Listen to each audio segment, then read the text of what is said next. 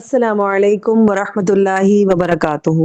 अल्हम्दुलिल्लाहि वकफ़ा वसलामुन अला इबादिल्लज़ीना इस्तफ़ा अम्मा बाद फ़अऊज़ु बिल्लाहि मिनश शैतानिर रजीम बिस्मिल्लाहिर रहमानिर रहीम क़ालल्लाहु तआला फ़िल कुरानिल करीम वमा अरसलनाका इल्ला रहमतल लिल आलमीन। बेशक हमने आपको तमाम जहानों के लिए रहमत बनाकर भेजा।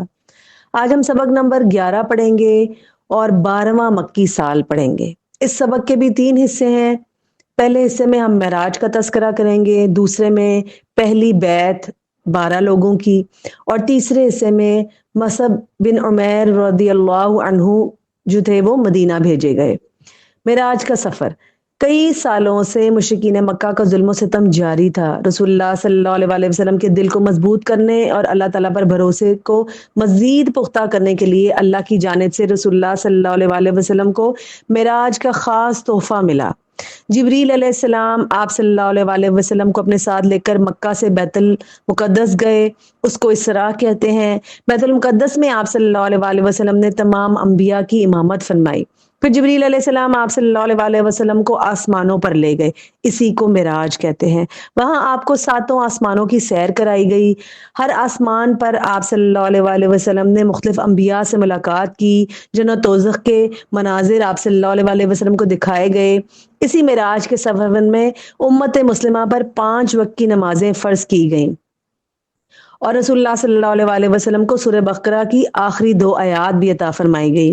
वापसी के बाद मक्का वालों ने इसरा और मिराज का खूब मजाक उड़ाया और आप सल्लल्लाहु अलैहि वसल्लम को जादूगर कहा।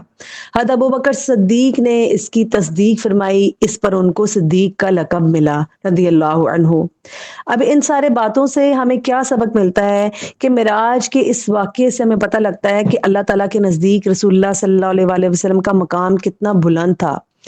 क्या हम भी प्यारे नबी सल्लल्लाहु अलैहि वसल्लम के इस बुलंद मकाम की कदर करते हैं? और फिर फर्ज नमाजें 5 जो थी वो हम पर अल्लाह ताला ने फर्ज कर दी। क्या हम इन 5 नमाजों को पाबंदी के साथ अदा करते हैं? और क्या हम दूसरों को भी हिकमत के साथ इसकी दावत देते हैं?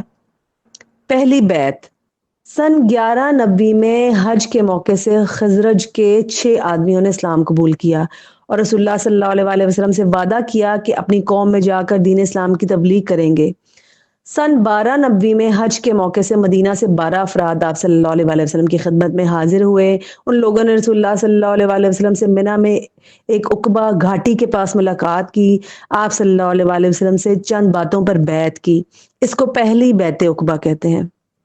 अब इन सारे वाकयात से क्या सबक मिलता है कि कौम के बड़े और जिम्मेदार लोगों को दीन की खिदमत के लिए आगे आना चाहिए ताकि इन्हें देखकर अवाम और ख़ासकर बच्चों में इन्हें काम करने का शौक और जज्बा पैदा हो। फिर खुद में दीनी गैरत और ईमानी कुव्वत पैदा करनी है और अपने अखलाक को बेहतर बनाना है ताकि दूसरे लोग भी इस्लाम को सही तौर पर समझ सके। अब बात करते हैं कि हजरत मसअब बिन उमैर मदीना में कैसे भेजे गए।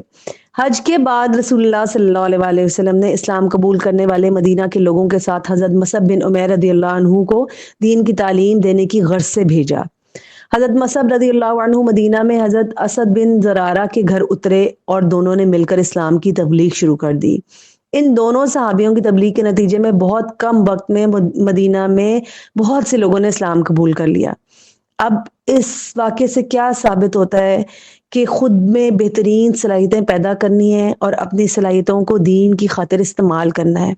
जानना है, कोशिश करनी है कि हमारे अंदर कौन-कौन सी सलाहियत मौजूद है। इस्लाम का पैगाम पूरे शौक और जज्बे के साथ हमने लोगों तक पहुंचाना है।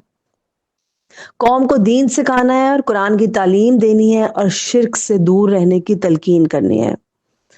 अब आते हैं हम इस बात पे कि मक्की दौर के चौथे दौर में 11 से 13 नबी में 15 सूरतें नाजिल हुई, तकरीबन 8 पारों के बराबर। कम से कम 7 से 14 पारों को याद रखना है सिवाय 10वें पारे के।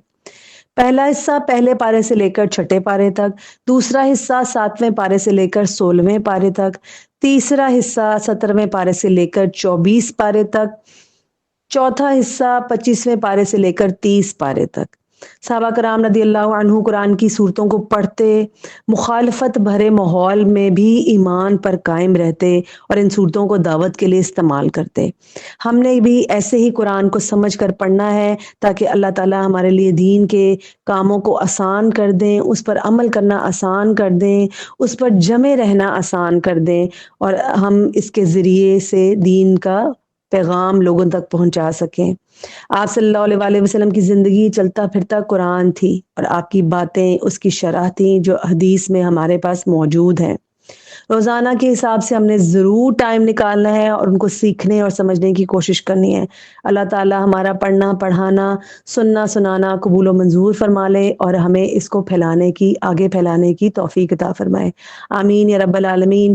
سبحانک اللہم و بحمدک، نشہد ان لا الہ الا انت، نستغفرک و نتوب الیک۔ السلام علیکم ورحمۃ اللہ وبرکاتہ۔